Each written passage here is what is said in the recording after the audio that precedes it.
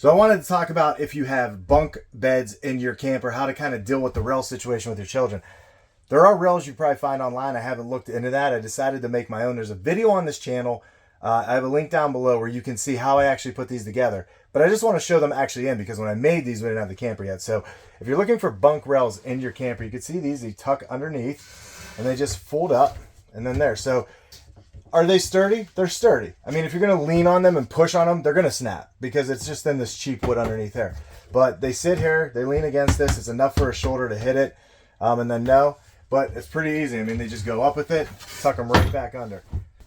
So the idea here was to give myself enough space so that my daughter can climb up on this end.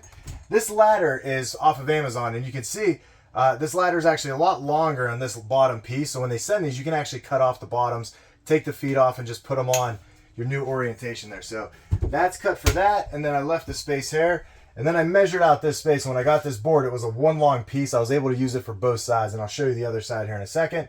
But this board fits right in here. And then, like I said, you just pop this up, fold it under. When you're on top, you can't feel it. It does lift just this little edge up. There's a little lip, but other than that, everything's tucked away. So when we're traveling, we put that piece down.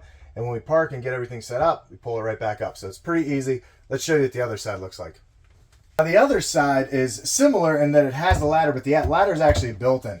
And then we have a drawer over here. So my older daughter sleeps here, and we just wanted enough for her shoulders up top because she does roll around and move a lot when she sleeps.